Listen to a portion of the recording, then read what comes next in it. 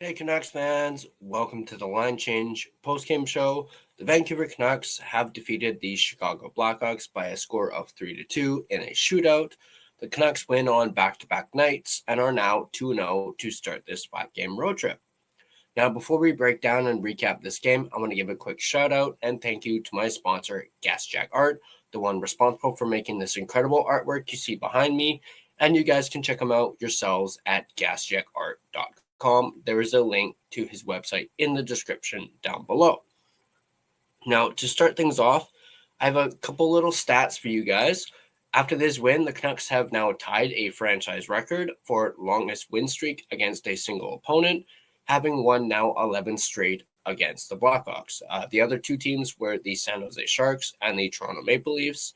Also, another little stat for you, Jake DeBrusk has now set a new career high for shots on goal in the game with 10. His previous high was 9, and he did so on his 29th birthday. So happy birthday to Jake DeBrusk, who also scored a goal tonight, which we will get to in the post-game show. Now, we will be joined a little bit later by Gerald again. Back-to-back nights, Gerald will be joining us to break down this game.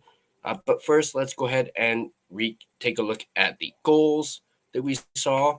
Obviously, we'll start off with the first goal of the game, which was unfortunately by the Chicago Blackhawks. It was on the power play by Ryan Donato at 12 minutes and 41 seconds. It was a tip-in. Let's go ahead and check out the goal visualizer. As you can see here, Chicago has it at the line and moved in front of the net, and as you can see there, Donato puts it in the net. Second goal of the game was Tyler Bertuzzi, scored at 19:14 of the second period, or first period rather, just at the very end there. And as we take a look at the visualizer, Bedard moves it over there behind the net. Bertuzzi brings it back out to the line, and Bertuzzi is able to pounce on the rebound and get it past Lankinen. So moving on to the second period, Jake DeBrusk, who we just talked about, the birthday boy, would score his first of the season on the power play at 6:49 of the second period. Let's take a look at the goal visualizer. Garland passes it up to Besser, who then moves it back to Hughes, who passes it over to Garland, who throws it in front of the net, and DeBrusk is able to pounce on it and get on the rebound. I believe he took a couple hacks at it, and it finally went in. Moving on to Max Sasson scores his second of the season, his second goal in 2 nights, having been called up after Braden Coots was sent down at 13:42 of the second period. Let's take a look at the goal visualizer. As you can see here, R.J. Baines with the puck here in the corner. Moves it over to Carlson, who moves it over to Hronek, who passes it over to Sasson, who buries it unquestionably. So that was it for goals for the rest of the game. Moving on to the shootout. Unfortunately, they do not have the goal visualizer for the shootout, but Toivo Teravainen did not score. Elias Pettersson did not score. Connor Bedard did not score. Connor Garland did not score. Neither did Frank Nazar. Neither did Jake DeBrusk. Boy, would that have been quite the icing on the cake if DeBrusk was able to bury one on his birthday to go along with his goal during the game. Ryan Donato was stopped. Then you had Brock Besser, Brock Tober coming alive with the game-winning goal in the shootout. Now moving on, the shots on goal in this game were 33-32 in favor of Chicago. So the Canucks were only behind by one single shot by the end of this game. Moving down, shots in the period were 15-13 in favor of Chicago in the first period, 10-4 in favor of Chicago in the second, and then the Canucks were able to outshoot Chicago in that third period, 12-7. They also outshot them in overtime, 3-1. So as I said, 33-32 by the end of the game. Faceoff percentage was 58.2% for the Chicago Blackhawks, 41.8% for the Vancouver Canucks, a 39 out of 67 for the Blackhawks, and a 28 out of 67 for the Canucks. When it came to power plays, the Blackhawks were 33.3%, 1 for 3, while the Canucks were 16.7% and 1 for 6. 14 penalty minutes for the Blackhawks, 8 for the Canucks. The hits were 26-19 in favor of the Canucks. Block shots were even at 10 apiece. Giveaways were 13-11. Blackhawks had 13, Canucks had 11, and then takeaways were 6 for 12. Blackhawks winning that between the two teams. So there we go. Let's go ahead and bring on Gerald and get his thoughts on the game. Hey Ty, how's it going, man? Doing all right. Hey, at least this Canucks win means I'll be sleeping decently tonight. Yeah, because Sunday's gonna be an early one, right? Yes. So what are your overall impressions on the game and how the Canucks played? Was there anything you liked in particular, like a player who stood out to you in this game? I actually took some notes this time for the game. Because last time it was so ad hoc, like Mm-hmm. and we just went all over the place. So I mean in general, I think it was a good game. It was better than anticipated. I thought it was. I think yesterday we were talking about how this was a trap game, and uh, it did kind of seem like that. It kind of seemed like yesterday's game, the 2-0 start. Yeah. But yeah, seeing Bluger back on, that was amazing. Just having that influx and the face-offs. I think you pulled up the face-offs here. So how did you do? 31%. Yeah, let's see if I can actually get this a little bit bigger. So 4 for 13. Okay. There we go. Because at the beginning of the game, watching the face-offs, I think he won most of them. So I guess later on during the game, he started losing a few more. Yeah. It was 4 for 9. So he won 4 and lost 9 faceoffs. Teddy Bluger. Yeah. So he was a So 31%. yeah, I mean it's his first game. Yeah. It's okay. But to have him in was great. The only question was, I think we kind of talked about it yesterday when Bluger does come back, who goes out? So Ratu obviously came out this game. Mm-hmm. And it just felt like, yeah, that was probably the only option. Because with the Abby line looking Abby Calder line that they have now, um, they were great today. So if you were to take out Baines, or if you were to take out, you can't take out Sasson after one game, right? So Mm-hmm. Ratu was the obvious choice, and you know, thankfully it worked out. But in my opinion, I think they should put Ratu on the wing, and I think Doc is going to be kind of my whipping boy for the season for some reason. It's just I don't. It feels like every time the puck gets to him, it's a dead play. It just dies. So to have Ratu on the wing with Sherwood and Bluger, that would have been great. Because if one gets waved out, you still have another person to do the face-offs. Because I think during the game, Sherwood was the one that took the face-off after Bluger was waved out. Hmm. So to have Ratu there as an option, that would be great. Um, and yeah, it's another note that I put. I was like, wow, PD got a shot in under 10 minutes, which is Yeah. great. He ended up with 2 shots, but it's also unfair because I think he had another shot that didn't count. I think it went off the stick of Spencer. Mm-hmm. And it didn't count. But I mean, at the end of the game, he still had 2 shots. Um, and he, you're seeing a bit of vintage Petey in OT, I would say, Mhm.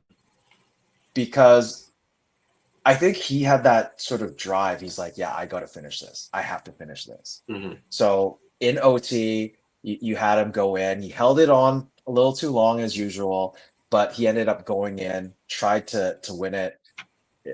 It didn't. He couldn't flick it up. That was the end of it. And then in the shootouts, uh, a dangle too much, or else he might have gotten the goal. I mean, even after that point when he got that puck up and it hit the crossbar, I don't think it would have counted anyways because there was like a backward movement of some sort. But in general, overall, I think PD is getting back there. It's trending in the right way. Mhm. It's the second game in a row that we're seeing a bit more from him. Last game, more defensively. This game, I think he had a steal. Um, Took a little too long to pass to. I mean, Mancini still got the shot off in the second period, but he could have swung it to Garland, who was coming in, or he could have gone in himself. Like he had a little too much time. What do you Mhm. think? Yeah, for sure. That was actually one of my next questions was is PD cursed? I was kind of going a little crazy over on X, kind of giving PD the gears like shoot the puck instead Yeah, of like passing it over. And I think a lot of people were saying the same thing. Even Doodle was like, PD, for the love of God, shoot the puck. But yeah, yeah, that chance in OT, was it OT? Where yeah. he OT. he dangled his way through. I was like, that's when I was like, okay, this guy's got to be cursed. Like, how do you not bury that? But kudos to Spencer Knight. He absolutely robbed him on that. Like, Yeah, that was highway robbery right there. I even did like the little Jeter hat tip, for Spencer Knight, because that was, most goalies, he would have put that past him. But Spencer oh Knight yeah. stopped him. And yeah, that was really when I was like, this guy's got to be cursed. Like, come on, like, these got to, at least one of these has to go in. Right. But yeah, I mean, it's like, even yesterday, that yeah. that goal with Doc in there, and he came in and he was off by maybe like a centimeter or two, like half Mhm. less than half an inch. If the Yeah. puck crossed the line, that would have been his first goal. Yeah. And It's kind the of that year. same thing almost happened tonight where he just whiffed on it, where he was in the crease and just whiffed on it. I think Quinn like put it towards the net and PD just whiffed on it and it just Yeah. slid underneath the heel of his stick. Um, but yeah, it's like what you alluded to with the shots. He had more than one shot on goal, so there you go, Justin. He had more than one shot. I I was mean, noticing that. I was noticing when his first shot was. That's why I had to keep note of it just for yeah, Justin. yeah. I noticed that as well. I think I even tweeted about that, saying like I believe it was that shot that went off Knight's stick. I personally, I would have counted that since it actually Yeah. touched the goaltender. Yeah, yeah, So yeah. I was like, I could have sworn that was so he should have had at least 3 shots on goal if that was the Yeah. case. But he did have 6 attempts, so yes, that's kind of positive. But at the same time, it's like what you asked me yesterday. Like why do you think he's you know struggling to shoot? Maybe it's because he's thinking too much. Oh yeah, it definitely is, like Yeah. right now. But I mean, at the end of the game, he still thinking a little too much, but at least he's feeling it and he's going Mhm. for it, right? As opposed to in the previous 4 games or the first 3 games, you don't see that PD. It just felt like the same PD of last year, where he's Mhm. hesitant on shooting, always passing, looking for the perfect pass as opposed to just going in and cranking it. Yeah. Beginning of this game, technically he had 2 shots, so one of the or 2 shot attempts, and I was like, wow, okay, so this is how it's going to start. So it was a good start. Definitely trending in the right direction, I would say. Yeah, for sure. And just looking at here, he had 21 minutes and 34 seconds time on ice. Quinn hit 30 for the first time this season. Um, That's not going to sustain. no, no, definitely not. You would think Foot would have learned from Talkett last year, Yeah, especially this early in the season. I don't know doing that now is such a good idea. Maybe later on in the season when you're really like in the thick of things. Yeah. But 5 games in, I think that's a mistake, and that's also like what Matt mentioned earlier today. You know, you're seeing some of his inexperience as a coach already, and I think this is one of them. You know, him playing Quinn 30 minutes, game 5. Yeah. So I mean, yeah, I watched the interview a bit. I didn't watch the whole thing, but I did watch the shorts.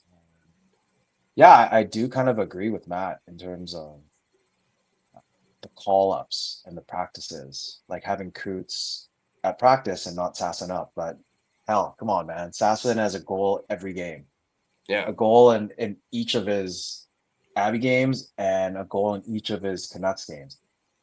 You know, he has more goals than Petey.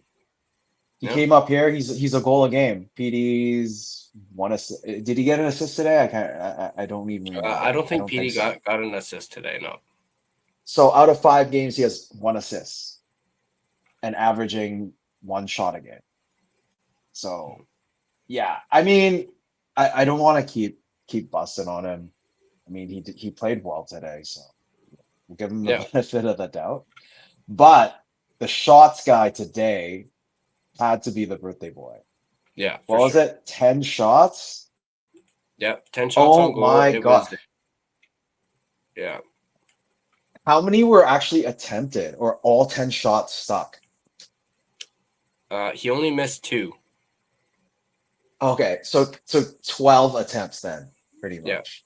so 10 shots on 12 attempts, which is still pretty darn good. Dude, like this guy, it should be his birthday every day. You know, like Yeah, taking 12 shots a game, that's crazy. So yeah, I mean, I was a little skeptical on DeBrusque today, and then he just shows us up. Because yesterday he had 0 shots, today 12 attempted shots, 10 hit. Um, yeah, I mean, it's great.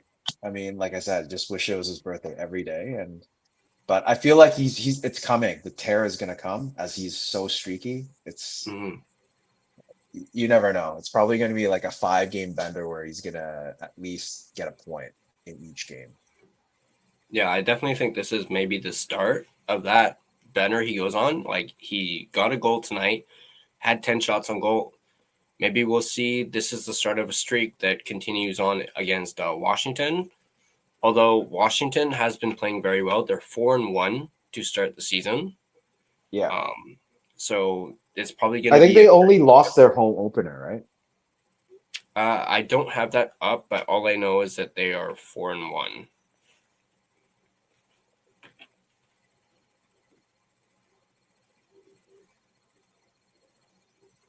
Yeah, I just simply Googled Capitals.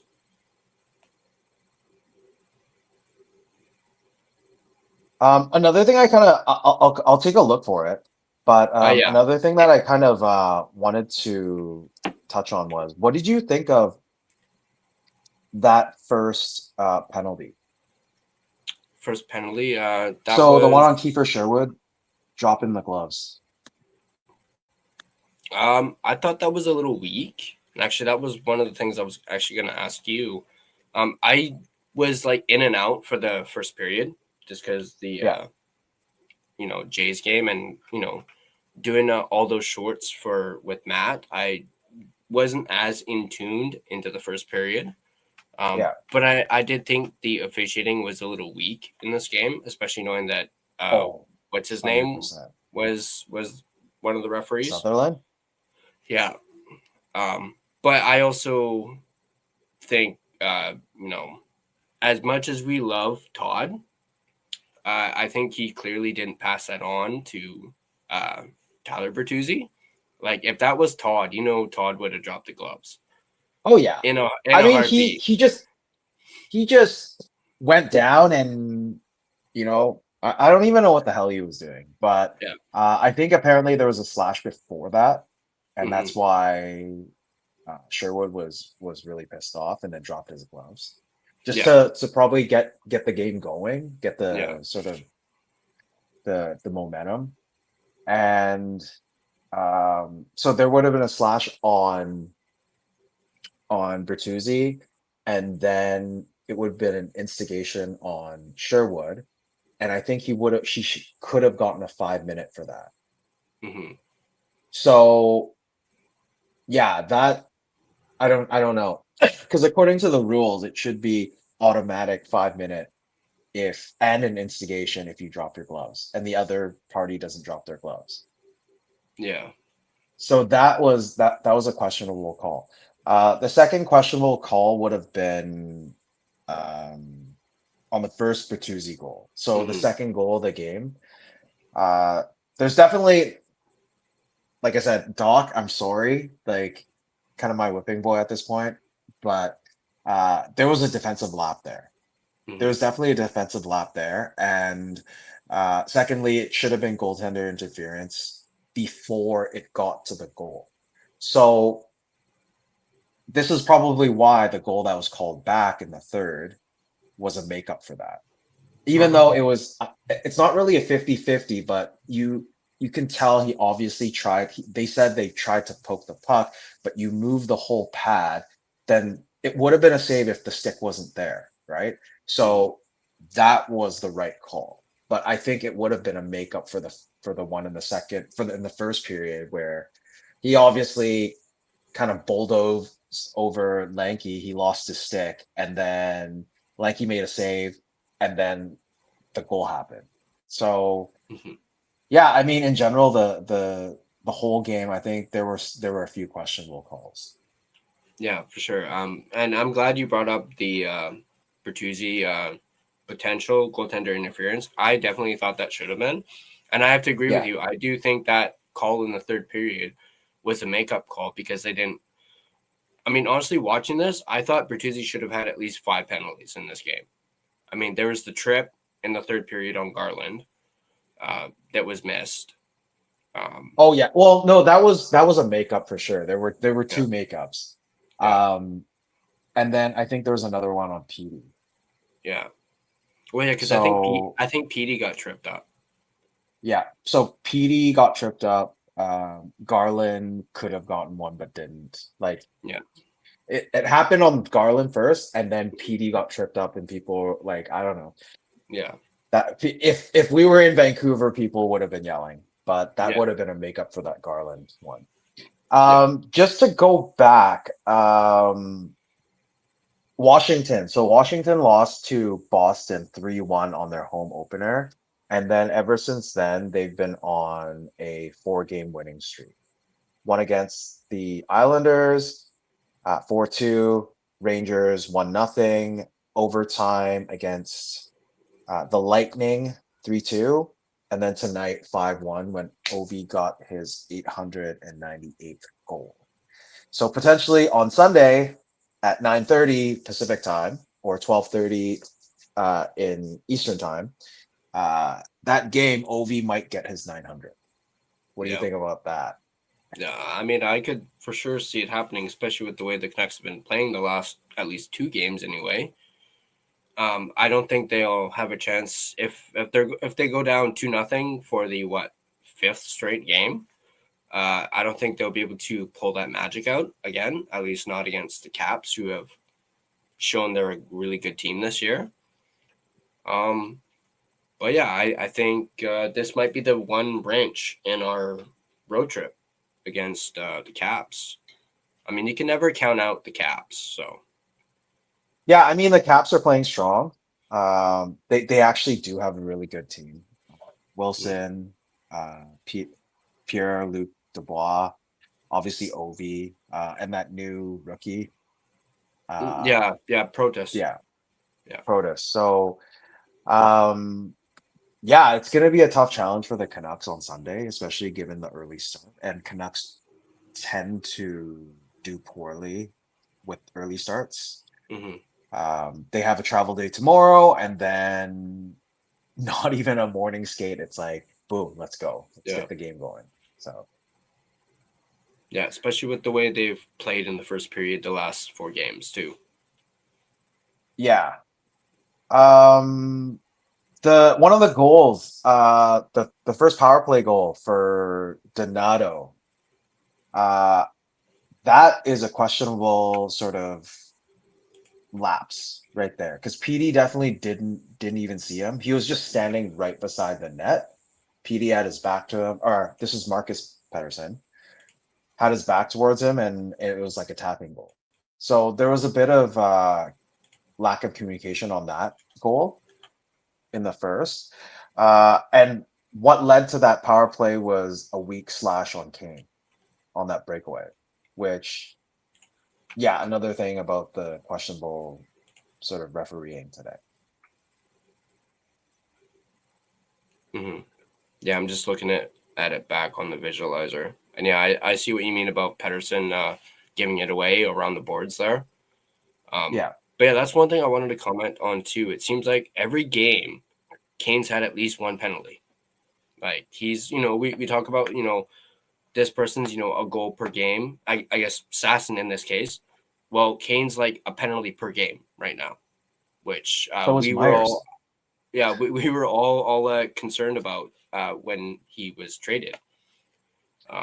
So hopefully that can turn around and he can stop, getting these penalties called on him, because it's really kind of showing, that he's, being maybe a little bit sloppy when it comes to the penalties. I did, like you Oh, said, he think is. that Slash was a little weak. But at the same time, you need to stay out of the box. Oh yeah, for sure. It's just being more responsible, I think. Mm-hmm. Not giving the refs an opportunity to give you a penalty. But in general, like he wasn't, aside from that penalty, I don't think he was that noticeable. I mean, last game that chip to Heedle was a great Mm-hmm. pass, Oh yeah. timed perfectly. So yeah, you'll have flashes of Kane here and there. But when Hollander comes back, that's kind of the another question, like who slots out? Because on the left wing, you'll have Kane, you'll have Hollander, you'll have Baines, and who else? Doc maybe. Yeah, and Doc. So Yeah. of the four, who do you pull out?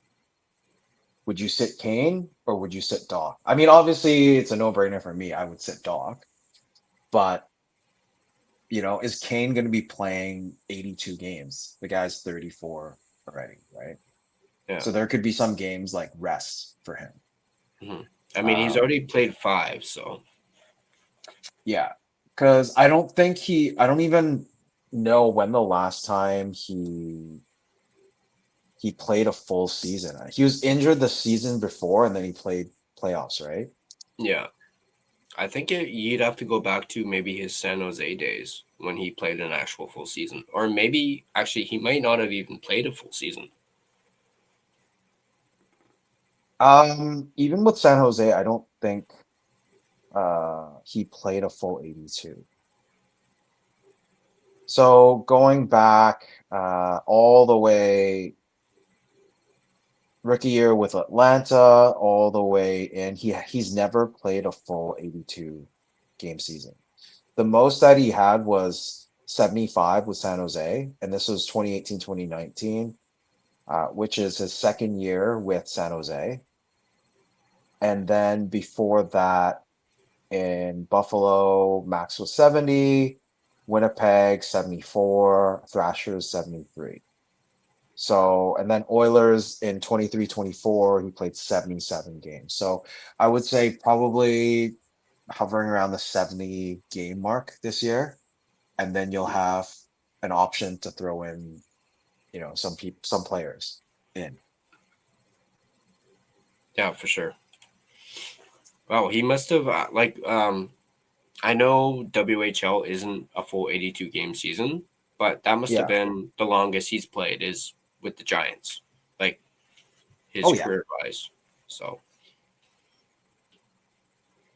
I don't I'm have not those sure if it stats. shows Giants. I can go back on that. Let's see I here. mean, Puckpedia might show it.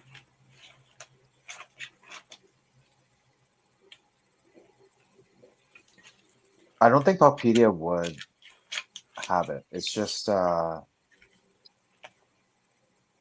it's just the NHL. Actually, no, wait, let's see here. I mean, it Yeah, might, just the NHL. might have also been a really long time ago too. So before they probably It was before tracked that Puckpedia stuff. for sure. Yeah. Yeah. But Um, at the end of the day, yeah, hopefully he gets at least 70 games. yeah. Hopefully 70 games. I mean, same with Heedle. If he can Mm-hmm. get 70 games, I think I'd be happy to. Mm-hmm.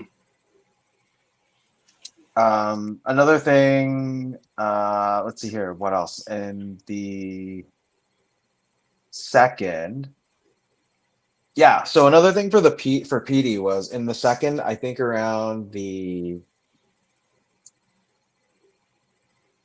7 to 9 minute mark, there was Garland kind of got a steal or tipped. PD got the steal, held it way too long, and they threw it out to Mancini for the shot. Mm-hmm. So there were other options aside from Mancini taking the shot. He could have, if he was waiting that long, he could have just dropped it to Garley for a shot, or he could have gone in for a shot. So at Mm-hmm. that point, he wasn't feeling it. I mean, he had so much time. Yeah. So in overtime, that was what he should have done. What he did in overtime, that's what he should have done at that point in the second period. Um, and then other things I noticed was Abbey line was great. Baines, you know, he was doing the dirty work. It was because Oh of yeah. Baines that did the dirty work. He didn't get an assist on it, didn't get a secondary because it got flung out to Carlson. Carlson then threw it to Hronek. Hronek pretends to shoot and passes over to Sasson, who taps it in after being Yeah. mauled by Dickinson. Yeah. So yeah, that was great work by the Abbey Calder line, and hopefully that continues. Um, and then yeah, Lanky pretty much saved their behind this game. Like Mm-hmm. he was in it today. Just Yeah. so many amazing shots. The one that like in I think it was in the second against Bedard. Mm-hmm. Wow. If that goal went in, it would have been a different game. Oh yeah, and I don't think. Correct me if I'm wrong, but I don't think Bedard's actually scored against us. No. I He think he has someone pointed that out on Twitter. no, he doesn't. He doesn't have one goal against the Canucks. He might have an assist, but he doesn't have a goal against the Canucks. And Yeah. in one of my chats, we were joking about yeah, let's keep it that way. Let's make sure he doesn't get points or goals against the Canucks in his career. Yeah. Yeah. I think someone said something on Twitter going like, "Well, if you can't beat him, join him." Join on. Yeah. Yeah. So, you just mentioned Dickinson. Were you disappointed there was no quote unquote revenge on Jason Dickinson in this game? Oh yeah, 100%. Yeah. I think you know, because Sherwood, I still remember that interview. It was a post-game interview with Sherwood, Mm-hmm. and he was really jacked about it. And he said that, yeah, we don't get to meet again until next season. So this is the first game. I was assuming that, man, something's like I'm not saying he had to be injured, but at least No. shove him around a few times, you know, finish off some checks, not to actually have a fight with him. I mean, it would have been great if he did have a fight, but just to Yeah. show him, hey, you can't mess with our guy. Hedo's out for the rest of the season after that. Yeah. It was a dirty head hit. Like it's unacceptable. And even I think Dickinson was interviewed today and said, yeah, if today's the game, it is what it is. Like I don't have Mm. a choice, right? So, you know, lucky for him, he was they didn't do anything, right? Yeah. Did you notice? Actually, I think it was in the first, maybe in the first period, Hito and Dickinson faced off on the face-off, and they kind of did like a close-up shot of both of them. And I actually sent out a tweet going, "Ooh, they have Hito versus Dickinson on the face-off. I wonder what's going to happen." And I think Hito ended up winning the face-off. I think I'm not sure, but I noticed that right away that they had Hito versus Dickinson on the face-off. Yeah, but to be very honest, I don't think Heedle has the balls to do anything. No, Because no, if he does anything again this year, oh, it'll be like a line ball, right? yeah. But I just thought it was interesting that they had those two facing off, like on the face-off. Um, but that's right then. is when I thought something might go down. And I think this was around the same time that whole Sherwood Bertuzzi stuff happened. I think that happened Yeah. shortly afterwards. But yeah. Sherwood was probably in the penalty box at that point. Yeah. It was very brief during the game that they zoomed in on both of them about to take the face off. So yeah. Were there any players that were unnoticeable to you? I mean, through the first couple periods, maybe I'd say maybe Besser. I didn't really notice him too much in the first. In the second, but I obviously noticed him in the third and then in overtime and then the shootout. But maybe him. Didn't really notice Heedle a whole too much, except for that, face off in the first and maybe the second.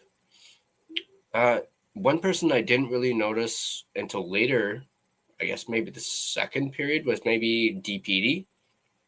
But then I did notice him, when he had that little shoving match with, I think it was Donato, when Donato got called for that penalty, which I think, speaking of that, actually, on that note, that Chicago coach, what was it with his looks on the bench? Like, for every Blackhawks penalty, he was like, had this dumbfounded look on his face. It's like, what, you think you're not going to get called for a penalty? Like, I don't know. It just, every time there was a penalty, they would zoom in on him, and he was just seemed so dumbfounded. Like, it was just like, what's going on? Like, is that a penalty? Or like the one that he challenged oh man, on the Bertuzzi, like that was, why would you even challenge it? Yeah, it's such a huge risk, and then you put the other team on a penalty or on a power play, which the Canucks didn't capitalize again. I think if you look at the stats today, they went 0 for 5, 0 for 6 on the power play, which is ridiculous. Yeah, definitely. But I totally know. Sorry, go ahead. Yeah, I noticed what you were saying about the coach.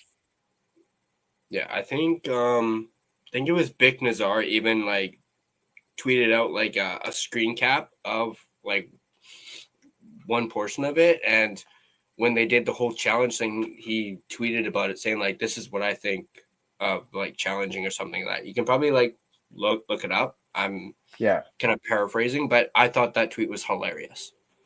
Just this. I'll definitely take a look. Yeah, him just going like, and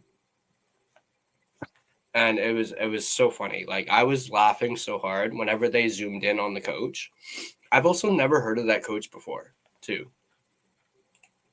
Is he like a first-time coach? I think he was an assistant that just got promoted. Yeah. But yeah, just the look on his face was absolutely hysterical. And I was just like, guys, stop zooming in on him. Like, you're going to turn this guy into a meme. I think he already has. Yeah, well, yeah, I think they already did that with Beck and whatnot. So, yeah, I thought that was hilarious.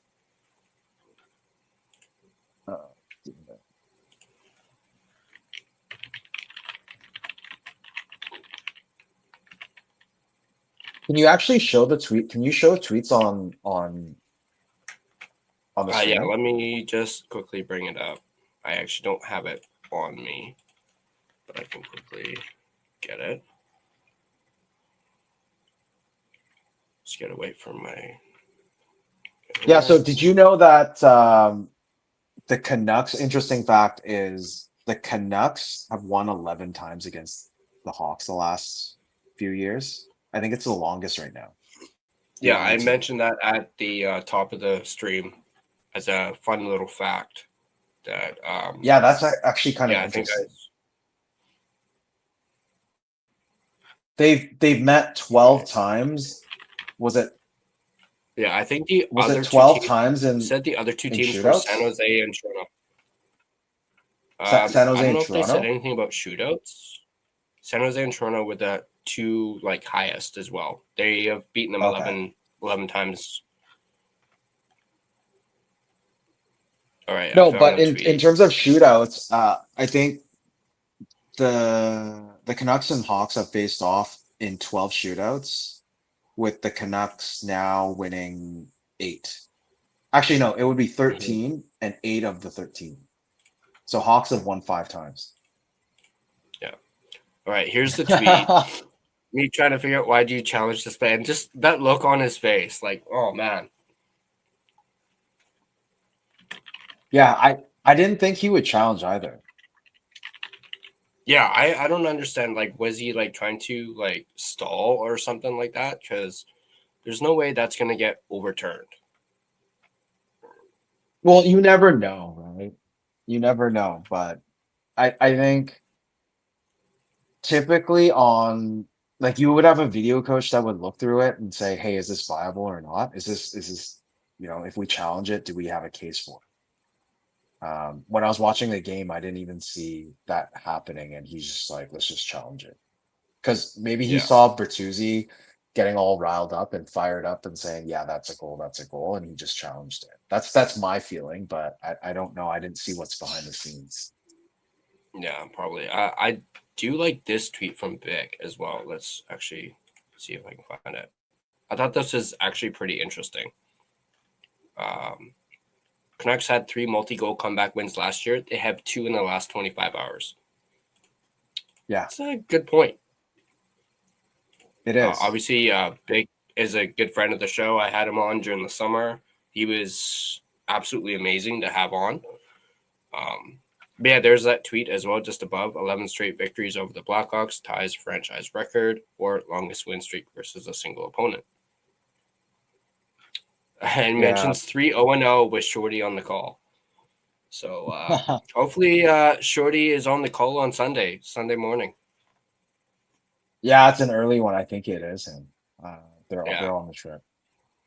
But listening to Shorty's games, it it just feels so much better. Like, it doesn't matter if they win or lose. It's just, it feels like a game. When I was watching Prime the other day on Monday, it didn't feel like it. I don't know. It just, the vibe was so off, and it just felt like these guys don't know what they're talking about. They're like, "Oh, Besser's so big. Like, he plays a big game." Like, really? Like, get your facts straight before you go on. It's not even national, it's like international um streaming. Hmm. But yeah, I think we have a couple more on Prime because all the Monday games are on Prime. So I think this year there should be 4 games that's actually on Prime, which I'm kind of dreading right now. Hmm. Yeah, I didn't mind the Prime games last year, just Last year was good. because it was Last year it something was fine. different. Yeah, it Yeah. was just something different. But it does sound like they don't really know much about like the teams. Like they just Yeah. kind of go off the cuff. It's like at least do your. It's like what you just said. At least do your freaking research, beforehand. Yeah, they definitely didn't prep for it. And No. yeah, but we'll see. Like, last year was a little different. I think the commentators and the color was different. Hmm. Their intermission shows were actually better. Um, but this year it seems like, yeah, it dropped off a little bit. Hmm. Yeah, I heard on Monday they were really giving it to PD like throughout the entire broadcast. Oh I yeah, didn't I they didn't were. actually watch the game on Monday. But yeah, they were like just giving it to PD, and that's one thing that I heard. And I was like, really? Like you guys are just gonna, you know, pick on PD this entire time instead of actually like doing your job and commentate on the game? So No, the funniest thing is, if you look, it was like their first game doing it. It felt like it was the first game they were doing for the Canucks. They're like, "Oh yeah, it's gonna be hard for you to call the game because there's 3 Pedersons." And then on the mhm. screen, they had 3 different PDs. If you look on X, you'll find that picture. And there's, of the 3, there's 2 of them that are actually PD. They didn't have a shot of Junior, like of DPD. And I was just Mhm. like, okay, so do you realize what you're showing on the screen right now? Yeah. And for us, you know, I'm still kind of like at this point right now, I'm not too sure what we call them. Like, what do you call Marcus Patterson? Is that DPD or MPD? And I then call them MP3. MP3, Yeah. I think isn't I it heard that last year. MP29? Well, I think some people do MP29. I've always done MP3 just because I think I heard someone say that, and I was like, oh, that's kind of like, pretty corny and Okay. funny. Yeah. And then yeah, I've always gone DPD, and then obviously Just EP40. PD. Yeah. Okay. Yeah, because I think at when the trade was done, when Marcus Patterson came, he just said the defensive Elias Pettersson, they just called him Junior. But right now, I don't even know. So I guess that's DPD and MPD and just PD. But yeah, um, that's pretty much all I had on in terms of notes for the game. So what do you predict for what do you predict for Sunday? Sunday, I don't know. Definitely think it's well. None of these games have been easy for us, but definitely think out of the last two at least, they're gonna have to come out swinging for sure. Um, and yeah, they're gonna have to come out swinging. Oh, oh, oh, sorry. Whoops. There we go. Yeah, they're gonna have to come out swinging. In that first period, they're gonna have to come out strong. Um, and if they don't, like I said earlier, I don't think Magic's gonna strike a third time in a row for them. So Yeah, it's an early game. B, it's against OV, and yeah. lastly, it's Washington. It's going to be a tough game. I mean, they're on a 4-game winning streak, but you never know because a lot of times the good teams they probably see the Canucks as being like an easy win. So they, you know, Hmm. there there's that chance. And because it's early, it could be a lot of goals coming in. Yeah, But we'll for sure. see, right? Hmm. In terms of the Yeah, lineup, we're I don't know if they made any changes, but hopefully, they stick with what they have today, and not mhm. make any adjustments. Well, yeah, hopefully they stick with that Abby line for sure, because I mean you can't break that one up. And Yeah. actually, I was looking on Twitter earlier. It looks like they might have a new name for it. I think I saw someone say the Arby's Bacon Bros or something like that. I don't know where that's from, but I think Quads actually tweeted out saying like we need to come up with a new nickname for these guys. Because even Shorty and Dave were like, what do we call these guys? The Abbey line or the Calder Cup line or what? Yeah. So I thought that was pretty funny. Um, we're about 49 minutes into this, and I haven't gotten to our comments. So I'm Oh gonna wow. quickly Okay. barrel through these because we got quite a bit. We got actually 35 people in here right now. Seriously? Yeah. Oh wow. First up, we got Oh, Russell's Russell. here. Russell's here. Hey, Russell. Alfred's here. What's Petey up, had his looks Alfred? tonight, only to suck in the shootout. I mean, yeah, he couldn't get that shot off. Alfred. And then, hey, it looks like Russell's on the bench dock train already with you. You know So it. You know it. uh, we got Luke Patterson, B6R, saying Max Sasson is the GOAT. Definitely, like it's like what Matt said earlier. He thought Sasson should have been called up earlier. So I completely 100% agree with Matt on that. You got Russell. Sasson is the GOAT. Obviously, some goat emojis. Are those goat emojis? Yeah, they are. Yeah. Uh, Major General Tao. with what is that? Beer? Um, yes, please. I'd love some beer right Yeah. now.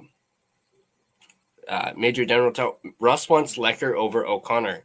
Absolutely, absolutely. No, but Lecker's right wing. Yeah, true, true.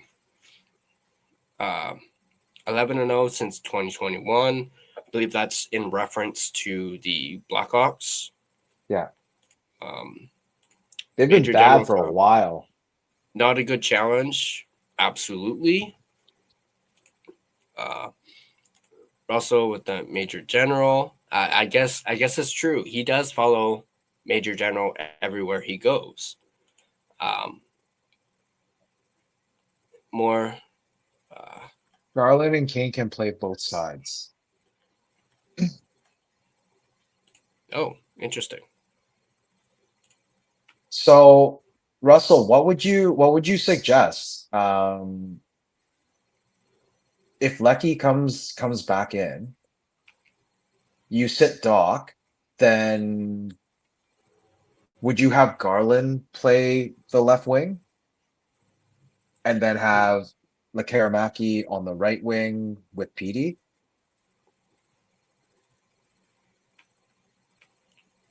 Major General says Washington scores 2 first and Canucks score 3 in the second. I don't know if Lightning can strike 3 times, especially against a team Yeah, like Washington. Maybe if they're playing like the Blue Jackets or something like that. Maybe. Garland, PD, Lecker. Yeah, I think that's the only thing that I could see happening too.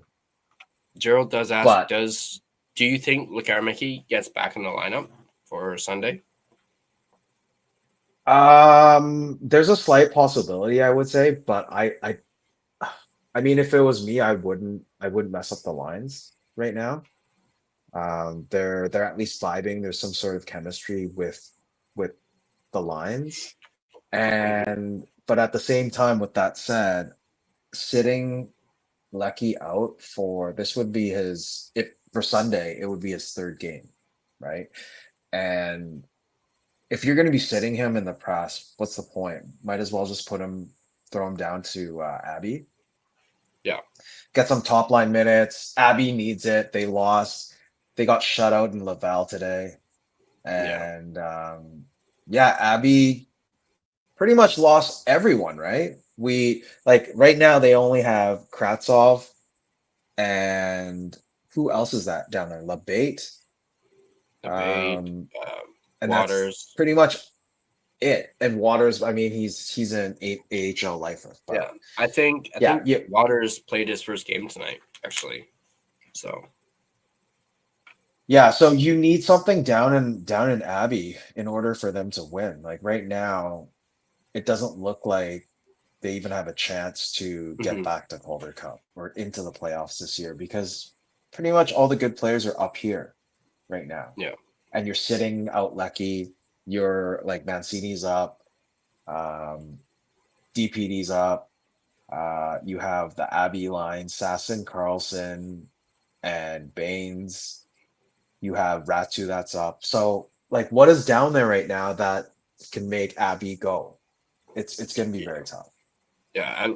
I mean, some could make the argument for uh, Willander, but I think I saw tonight he actually played well tonight.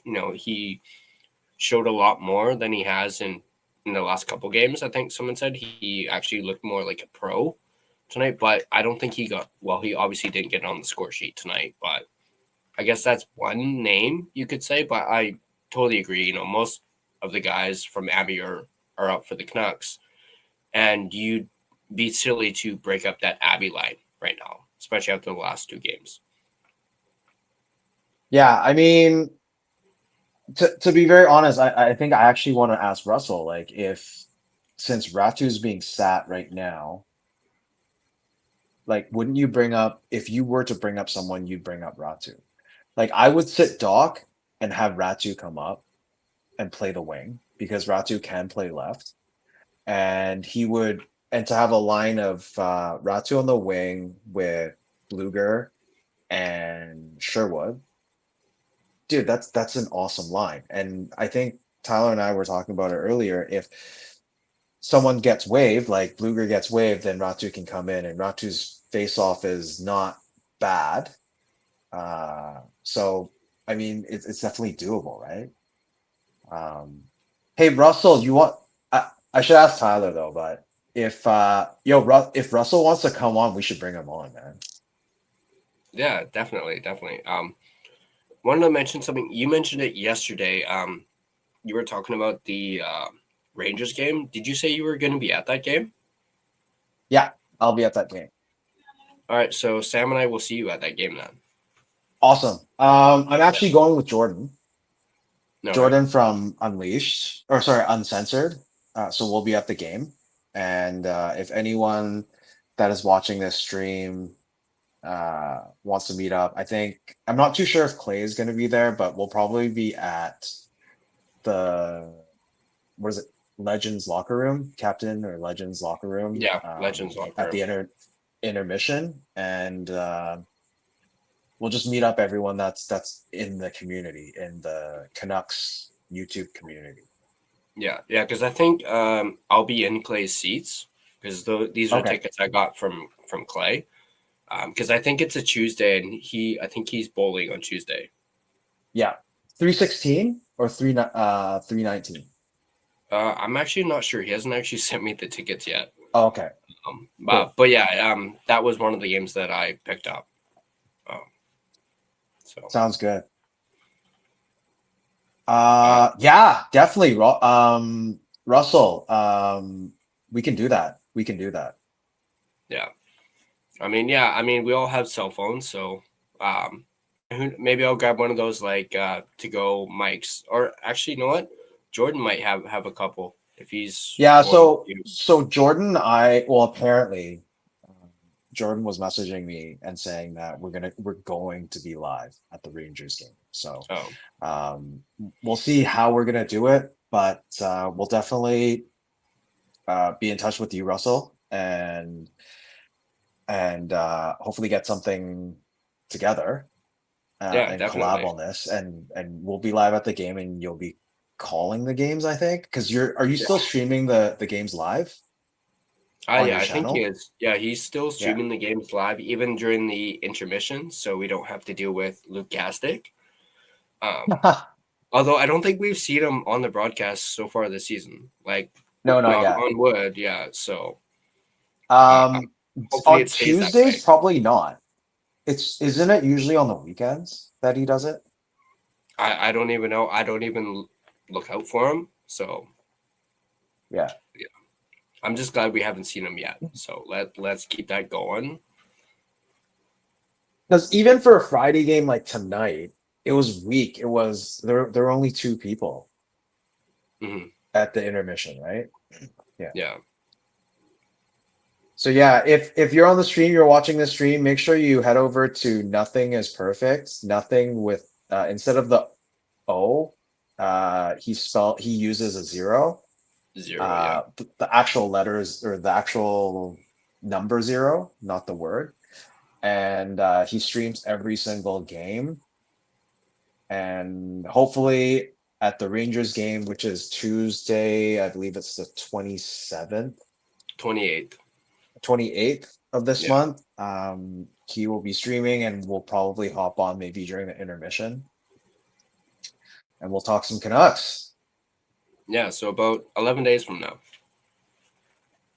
I can't believe it's so long. I mean, 5-game road trip. Yeah, it's just. Yeah. Well, I think it's just after the road trip ends. I think they have one game before the Rangers one. Was it against the Oilers on the 28th? So no, there's actually 2 games. So it's actually the Habs on Saturday that they come back. That's the first game, and then right after on Sunday it's Oilers, and then after Oilers it's the Rangers on Tuesday. All right. So there's a day in between the Oilers and Rangers game. Yeah. And funny enough, I'm going. I think I'm going to the Oilers game. Or if anyone is looking for the Oilers game, like I actually don't want to go to 2 games like back to back.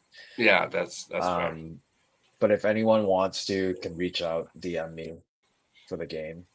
Um, and then to end off the month, the Canucks will be playing the Blues again. Um, oh, but that's away again for some reason. Yeah, it's the Hmm. away game because they played the Blues at home. Hmm.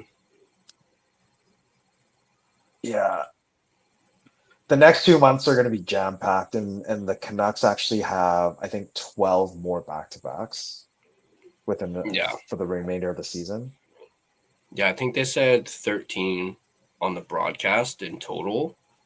Yeah, With obviously they just had one, so now it's down to 12. yeah. So in November, they're gonna have a back to back in Florida. So Tampa and Florida, it's not too bad, but Hmm. yeah, the 16th of November, it's gonna be in Tampa at 2 our time, and then Monday it's gonna be 4. So they have pretty much 24 hours in between games. Yeah, yeah. The 28th is the first one of the season for me. And then it's like a quick turnaround right after that. Is Sam and I are going to the one on the 8th as well, against the Blue Jackets. Okay, nice. And then they play the Stars on the 20th. That's the one that I go with Clay. So Nice. And I think someone's one of the streamers, one of the YouTubers is actually going to be streaming that game, I believe. which one? The one on the 8th or Uh the 20th? the 20th, the Stars game? Mhm. Or is it the one that is, or was that the Stars game yesterday? No, because the 20th is when I'm going with Clay. That's our game like together. So Because I remember there was someone on the 24-hour live stream that was going to be doing the Stars game. uh, I can't really remember, but I Yeah, know we'll him and check I on are that. going on the 20th for sure. Is Sweet. The but revenge yeah, game. yeah, the eighth should be a good one as the day before is actually Sam's birthday. So that's her birthday present is getting to go see the Canucks. Hopefully shellac the Blue Jackets. That's why I picked that particular game. Um, but Is she she does want to go to the Flyers game in December though. So Or the fly? Yeah, because the Flyers are in town, right? yeah, in December, and they're usually here. Um, The like what? last game of the year, once Like a like year. like once a year they're in town. So she really wants to go to that one. So we're probably gonna try and go to that one. I have Um, tickets for that one if you want. all right. Well, we should definitely talk about that because Clay Yeah, also said to talk to him as well. yeah. Um, but yeah, that is one that she certainly wants to go to. As it's kind of a yearly tradition. We usually would at least a few years ago we would always go whenever the Flyers were in town, and she'd wear her Flyers stuff, and I'd wear my Nice. Connect stuff. Um, Actually, I think it was a number of years ago. I believe it was the first one we went to. Between the Flyers and the Canucks, she was wearing her Flyers garb, and for context, my wife is a Flyers fan. She's from Philadelphia, just so you guys know what's going on here. Um, and yeah, she was wearing her Flyers. Like she wasn't wearing a jersey because I refused to buy her a jersey, a Flyers jersey. She was wearing a shirt, and we took a selfie together, and she's all like, "Woo!" And then you see me, and I'm just like that look. And then I think the Canucks at the time were doing get yourself on the jumbotron thing. So I sent them that picture. I used the hashtag, and we actually put it on the jumbotron. Picture of me going as my wife is, going like woo. And I just thought that was hilarious. That actually made it onto the jumbotron. Um, I think it's on my Instagram, like way way back. You And took a then the picture of it, right? Yeah, I'll go look for it and then I'll send it to you just so you can see it. And then I think it was the last game we went to. I think because the Canucks, and actually that game the Canucks lost to the Flyers. So I was even The Canucks typically lose to the Flyers at the end of the year every year. And it's one of those big shellackings. It's like a 7-2 game, 8-0 game. If you look back at the Canucks history, when they play, it's usually on the 30th or the 31st. Just the last game of the year for the Canucks. It's a huge shellacking, and it's tough to watch. Russell said it was the Twisted Wrister who said he was Yeah, covering the Stars game. and it So was the last Stars game. Damn, I missed it. thank you for that, Russell. Yeah. So yeah, the more recent one that we went to, which the Canucks won, I do remember that part. I basically, did her one back. Was like, the Canucks were winning, so we did like a reverse where I went, woo, and she was like, I mean, she had a mask on because I was when masks were, a thing at the time, and you couldn't really see her reaction, but you underneath her mask, she was basically doing the same face I was doing, just going. But I don't think we got it on the jumbotron this time. But I'll Like send you it was that one of picture as those well. Bernie Perron masks, right? Like a Jason mask. No, she was wearing like one of the like COVID masks at the time. Oh, okay. Yeah, because I think she was like a little under the weather that day. So Man, you know what? I really want to go to a Ducks game after I saw those masks that they're giving out. You know those duck oh masks, the yeah, goalie I saw masks. that. Damn, those look so sick. Yeah, with the Wild Wing, the Wild Wing masks. Yeah. Yeah, and the eyes, and it's so sick. Like I would love to get my hands on one of those. Yeah, I have to admit, as much as I love Finn, um, definitely hands down, Wild Wing is probably one of the better mascots in the NHL. Yeah. Well, it's definitely better than Gritty. Don't let Does Sam hear you say Sam that. actually watch these? Does Sam actually watch these streams? I actually have no idea. I'd have to ask her. Okay. I'm surprised she doesn't Because hear it me. because it just feels like every time we bring up the Flyers, I'd be busting on Sam. But yeah, she does love Gritty. But you have to admit, you know, you can't really touch the Philly fanatic. Like he is so good. Even looking at it from an outside perspective, the Philly fanatic Yeah. is so good. Yeah. Just in general, when it comes to like mascots. That I agree. Yeah. You know what? You should have another guest that comes on. One from the Golden State that lives in San Jose. And you can talk some uh, Sharks. Yo, the Sharks are coming. Oh wait, that's in December. Yeah, you should collab with him and do a stream about the Sharks, man.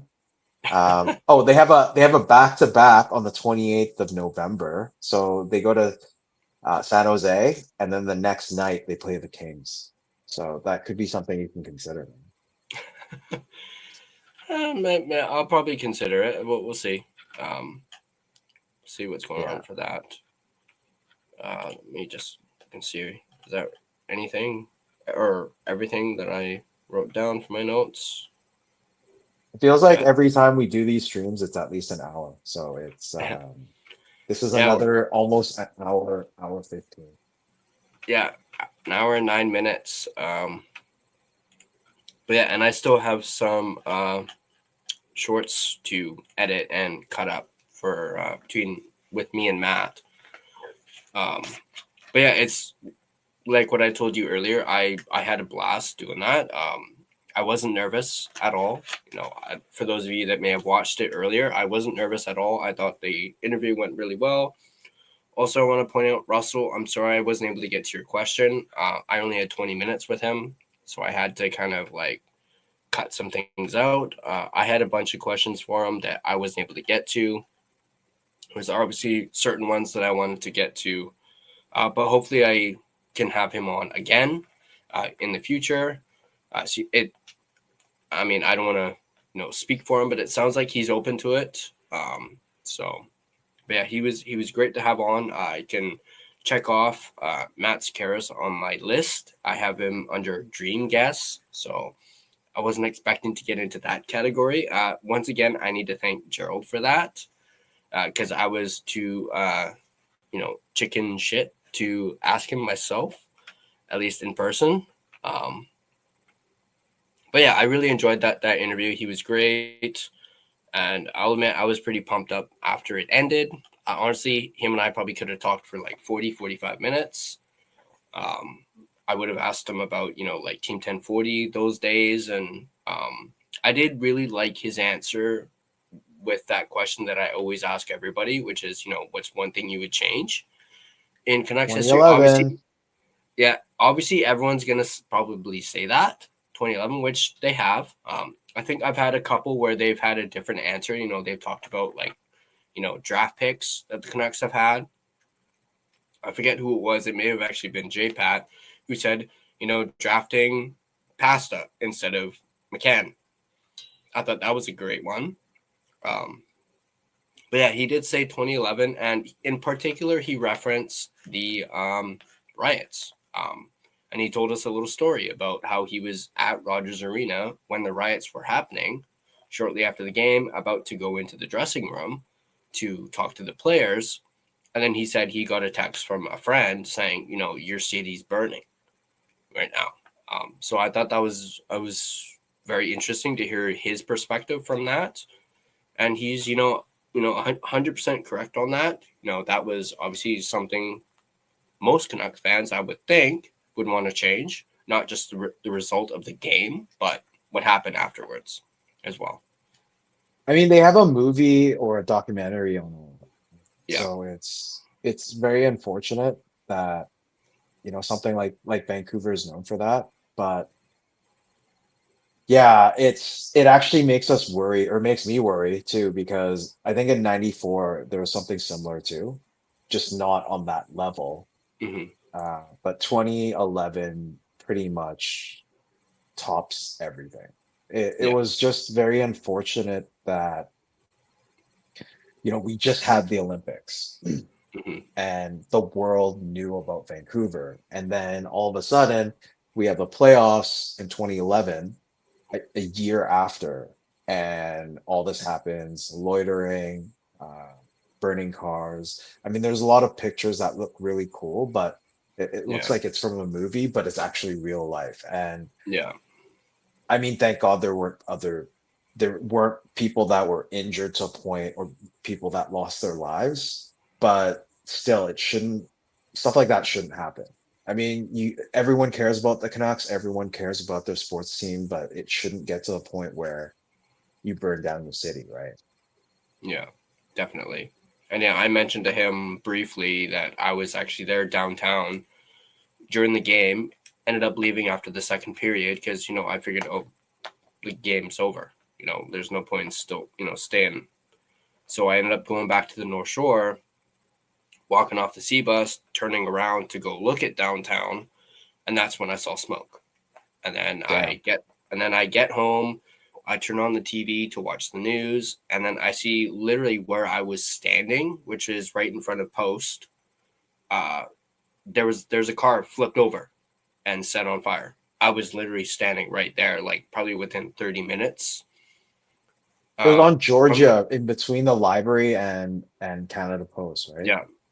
Right there is where I was literally standing, probably like 30, maybe 40 minutes prior to that car being flipped over.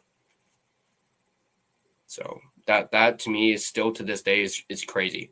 That I was literally standing right there, and then I leave, and then next thing you know, it's the car's flipped over and set on fire.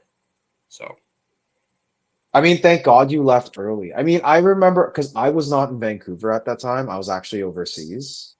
We were obviously, we did watch the whole entire playoffs. I was in Asia, and God, the games were early in the morning. I remember it was one of them was like 6, one of the early games when it was in Boston, it was I think 3 a.m. for us. Um, and it was tough watching those games in the morning. And when we saw game 7, we're just like, holy crap. And I had friends that messaged me and said, hey, oh, we're downtown. This is what it's like. And at that time, you could actually by that time you can send pictures already, right? And Mm, seeing those pictures were just, wow, this is our city. It's just so scary. yeah, So definitely. so hopefully if the Canucks make it again, the city has precautions that they have set for this, and it doesn't happen again. Yeah, well, yeah, that's one thing that it sucks about that whole thing is we'll probably never see those big screens, out on the streets again, or at least not for maybe another 10 or 15 years. But more It's likely already we won't been ever see it. by next playoffs, it would have been 15 years. So I think it's been Yeah, enough time. Like it's already another generation of Canucks fans. yeah, The but ones that were rioting on the streets are I don't know, probably already they're not going to be the ones that are on the streets anymore. It's going to be the no, younger generation that's going to be on the streets, and I think they're not as crazy or irresponsible. Well, I don't know. I can't really say, but it just feels like there could be. Like where yeah, CBC used to be, that's where they did all the screens, right? yeah, yeah. I And remember that. if seriously think about it, if Toronto can have the Raptors, I can't even remember what it's called, Jurassic Park, like Yeah, Jurassic Park. Yeah, where they have people watching the games. If Toronto can have that, why can't Vancouver have that for the Canucks, right? yeah, Even Edmonton has the ice district, and that's where all the bars and everything are. And then that's yeah. where they put the studio. Like I was there 20 last year, so 2024, when the Oilers went to the first Stanley Cup, the first one, not last year. And man, it was crazy. But you don't see people, riding and doing all that stuff, even though they lost, right? Hmm. So Vancouver needs to sort of learn from other cities. Yeah, yeah. Well, especially As with much as Toronto. we're proud Vancouverites, as much as we're Yeah. proud Vancouverites, there are some that are out there that don't represent Vancouver, right? But it's Hmm. unfortunate that the world sees it like that. And um, we just want to go out there and say, you know, the team means a lot to us, but we're not going to be doing things like flipping cars, loitering. Um, just, I mean, especially thanks to Clay, we're trying to spread positivity, even when the Canucks aren't Hmm. winning. But if they get to the finals or if they're in the playoffs and stuff like that happens, we should also be responsible for our own actions and stay positive if they lose a game here or there and show the world what Canucks fans are. Yeah, absolutely. And you hit the nail right on the head with Jurassic Park. There's obviously a lot more people in Toronto than there is Vancouver, um, from like a population perspective. So if they can do it, why can't we? Hopefully, we do see that again. Like, um, I do understand why it's been as long as it has been uh, without it, but hopefully, maybe they, as you just said, they learn from other cities, learn from the past, maybe increase security or something like that. Uh, just do something for the city and for Canuck fans to enjoy. So, I mean, if that ever gets to the point, I think they shouldn't do it downtown. They should do it mhm, at a park somewhere. So in the summers they have movies at parks for people, for kids and mhm, all ages and all that. So if they have it there and they have the games broadcasted and you have all these people gather, Canucks fans for a place to watch. I think even during the 23-24 playoffs, like Surrey did their own thing, Burnaby did their own thing. Like as long as you have something like that, I think it's okay because having it downtown and having those problems, that opportunity for it to happen is just too high of a risk. If you're, but with that said, it also kind of sucks because if something does get rowdy, it's going to be in residential area if it's near the parks as opposed to businesses. But for businesses wise, they're not going to be people going in and bashing stores and loitering and doing all. They're not like I wouldn't see people going in and destroying people's houses like unless they're like, I mean, even Mark Carney today. I mean, I don't like to talk politics, but recently in the news, Mark Carney has passed saying that it's going to be harder on criminals that break in, that steal cars, that have these organizations that are stealing cars, stuff like that. So with harder restrictions, I'm pretty sure people aren't going to go and break into people's houses after Canucks loss or something like that. So I guess parks could be an option, but we're jumping the gun. This is game 5. Yeah. We're kind of jumping ahead a little bit, like already planning the parade. I mean, I did do that hot take. What was it on Clay's 24-hour live stream where I was like, Blue Jays are going to win the World Series. Yeah, I know. After today, I know.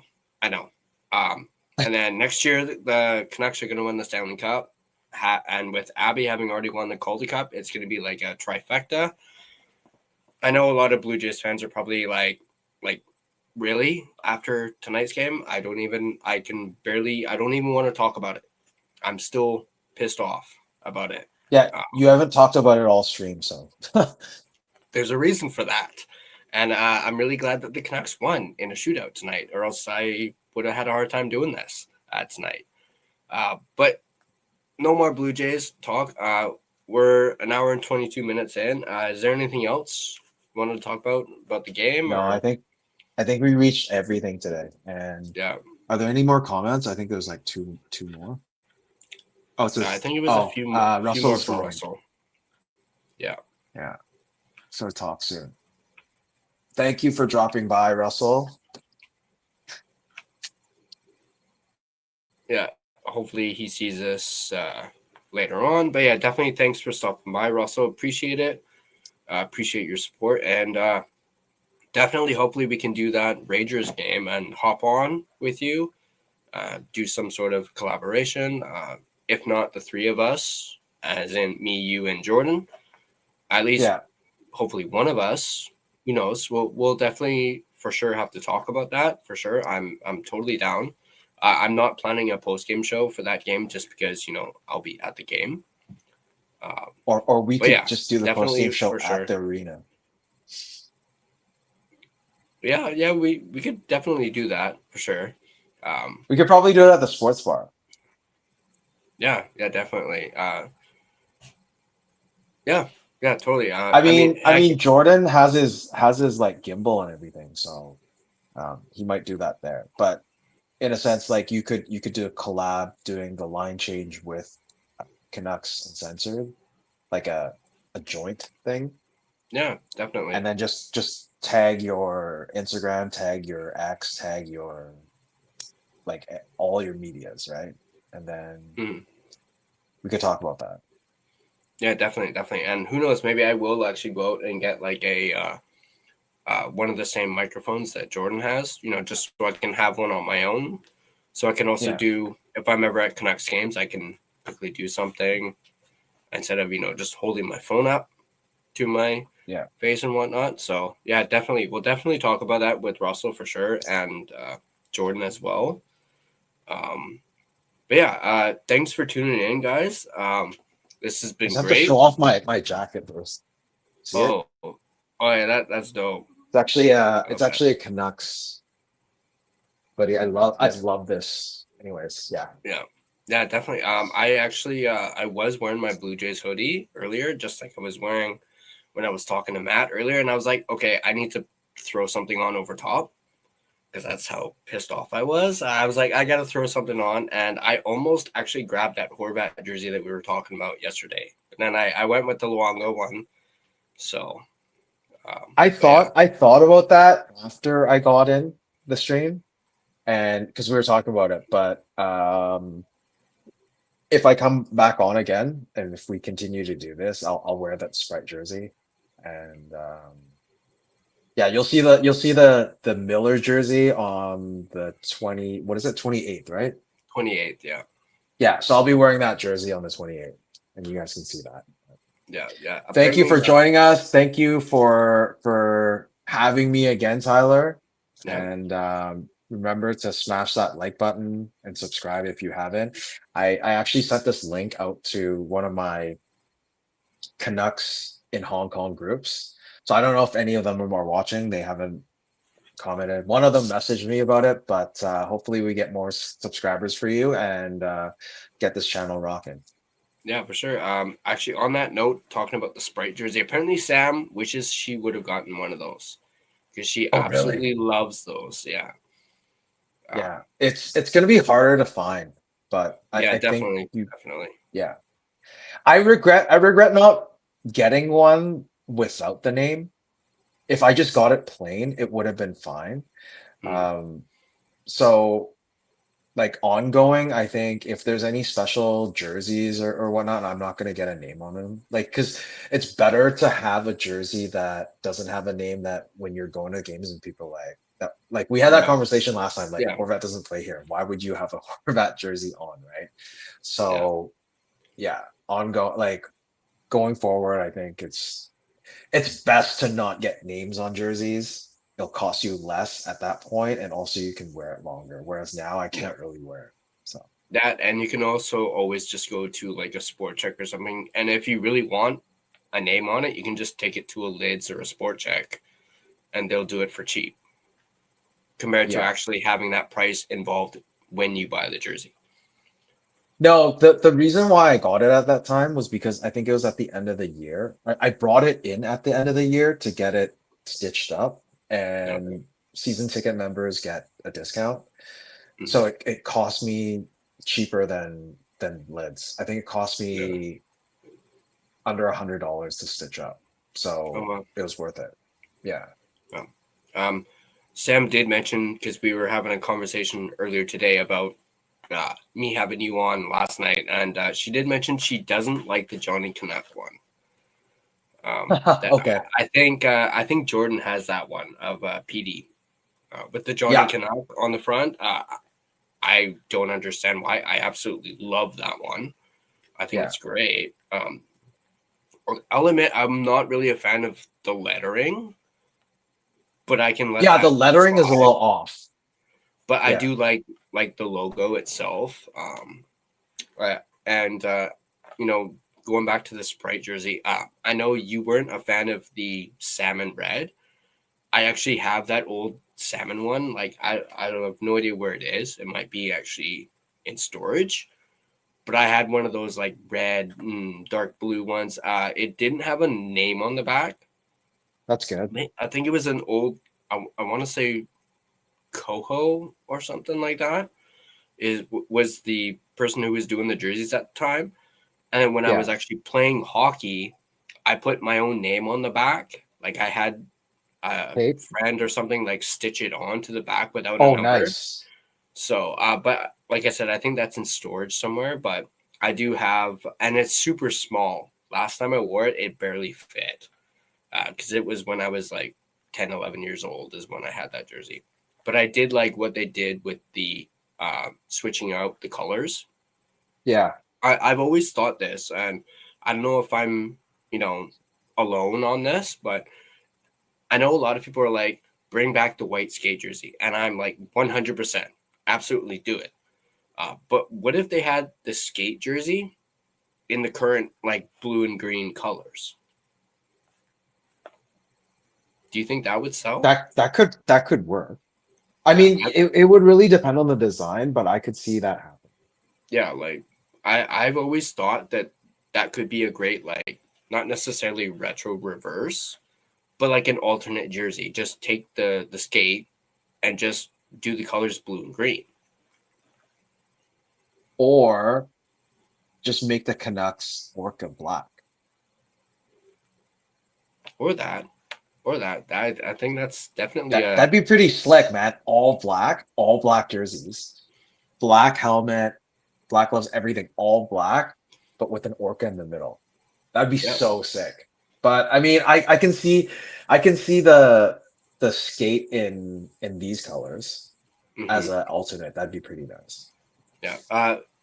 If there's anyone still here, go ahead and let us know in the comment section down below. Would you guys like that? A skate blue and green, or it's like what Gerald said, a all black with the Orca? Would you guys like that? Let us know in the comment section down below. Once again, thanks for hopping on, Gerald. I really appreciate it. Definitely gonna have you on again. I'm actually starting to like this whole you and me doing post-game shows. Obviously, I'm more than willing to have you on anytime you're like available to do so. So who knows? Maybe we'll have this as a permanent thing going forward. As I always find it's great to have someone on just to bounce back and forth. Definitely makes things a lot easier. But as what Gerald said earlier, if you guys like this video, be sure to hit that like button. And if you're not subscribed, be sure to, boom. There you go. Be sure to smash that subscribe button and turn on your notifications if you haven't done so already. You guys can also find The Line Change on social media. You can find us on Facebook, Instagram, X, and TikTok.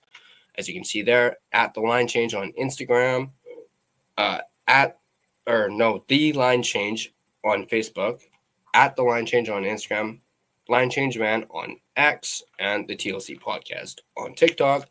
Feel free to give us a follow on all of our social media platforms. And if you prefer an audio version of this podcast, you can find us on both Spotify and Apple Podcasts.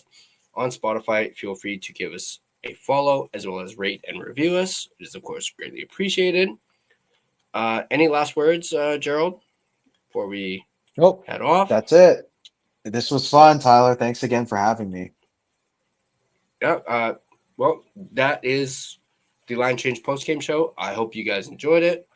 Once again, a big thank you to Gerald for hopping on. We're going to make this I don't want to say permanent thing, but looking forward to future. We'll talk about it.